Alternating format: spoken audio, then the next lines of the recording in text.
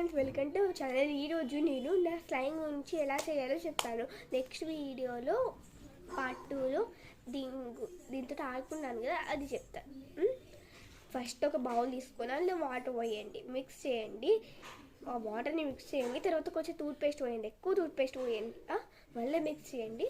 తర్వాత ఆయిల్ పోయండి, మళ్ళీ మిక్స్ చేసి మళ్ళీ కొంచెం టూత్పేస్ట్ పోయండి.